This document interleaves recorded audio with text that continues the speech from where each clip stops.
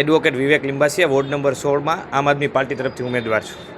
જી વિવેકભાઈ, અત્યારે જેવી રીતે વાત કરીએ કે ભાઈ અત્યારે આમ આદમી પાર્ટીનું વર્ચસ્વ સારું દેખાઈ રહ્યું છે, પરંતુ ભવિષ્યમાં જ્યારે રિઝલ્ટ ટાઈમ આવે ત્યારે કંઈ ચેન્જીસ થવાના કારણ પણ હોઈ શકે, કારણ કે આની પહેલાં પણ વિપક્ષ દ્વારા પણ એવા પ્રશ્નો ઉઠાવવામાં આવેલા છે કે ઘણી વખત ચોરી જે બનાવ બને છે વોટ ચોરીનો, તો એવી સમસ્યા કદાચ આ વખતે બની શકે, કારણ કે વિપક્ષનું વધતું વર્ચસ્વ ક્યાંક ભાજપને ખૂંચી રહ્યું છે। તો શું થઈ શકે એવું?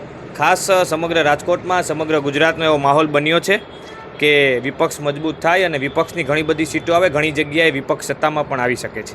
ત્યારે વોટ ચોરી ન થાય, બૂથ કેપ્ચરિંગ ન થાય, એના માટે અમે ખાસ ટ્રેનિંગ પ્રોગ્રામ કરેલો છે। અમે અમારા કાર્યકર્તાઓને કઈ રીતે ચૂંટણી એજન્ટ તરીકે પોતાની જવાબદારી નિભાવવી, બૂથ મેનેજમેન્ટ કઈ રીતે કરવું, સાથે ફોર્મ C, ફોર્મ 7 આ બધા ફોર્મની કઈ રીતે ચકાસણી કરવી, કેટલા મતો પડે છે, વીવીપેટ હોય કે નહીં, એ બધી જ ટ્રેનિંગ પ્રોગ્રામ અમે મેનેજમેન્ટના માધ્યમથી કર્યો છે। અમારે વોર્ડ નંબર 16માં 44 જેટલા બૂથ છે, તો અમે 150 કરતાં વધારે કાર્યકર્તાઓને એ માટેની ટ્રેનિંગ આપવાનો પ્રયત્ન કર્યો છે।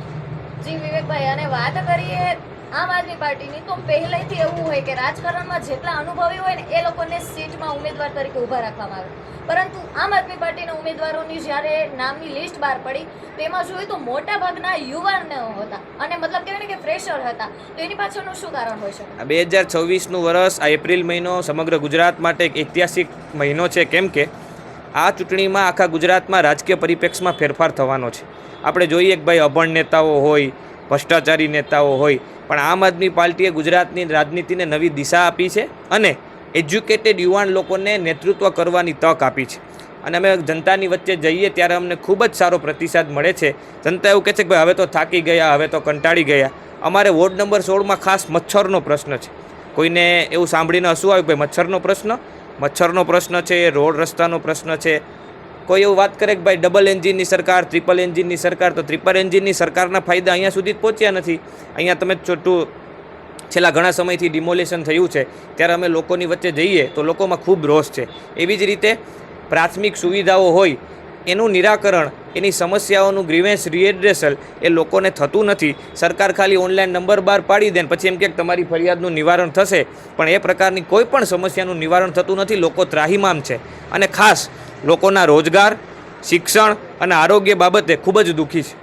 અને વિવેકભાઈ, માત્ર વોર્ડ નંબર 16ની કે માત્ર રાજકોટના જ વોર્ડની નહીં, પરંતુ આસપાસના ગામડાની વાત કરીએ કે ગુજરાતની વાત કરીએ તો એમાં આમ આદમી પાર્ટી કે વિપક્ષનું એક મજબૂત બનવું ખૂબ જ જરૂરી છે, પરંતુ ક્યાંક ને ક્યાંક હજી પણ ગામના લોકો કોઈ કારણોસર કે ડરીને શું સમસ્યા છે તે ખબર નથી, પરંતુ હજુ પણ પોતાના નિર્ણયમાંથી ફેરફાર કરવામાં સમજતા નથી। તો એવા લોકો માટે તમારું શું કહેવું છે? બેન, છે ને એક શબ્દ છે લાભાર્થી।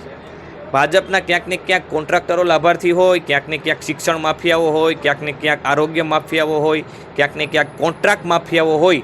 આ માફિયાઓ ક્યાંક ને ક્યાંક ભાજપ સરકારની ખોટી નીતિઓના, ભ્રષ્ટાચારીવાળી નીતિઓના લાભાર્થીઓ છે। એટલે લોકો ડરે છે કે ભાઈ જો અમે ખુલીને બહાર આવશું, સાચું બોલશું તો શું થશે કે ભાઈ અમને આ લોકો દબાવી દેશે। એટલા માટે તમે જેમ કીધું એમ કે લોકો એટલા માટે ડરે છે, ક્યાંક ને ક્યાંક લાભાર્થી હોય ને એટલે એમને પોતાના જાનનું જોખમ લાગે છે એટલા માટે।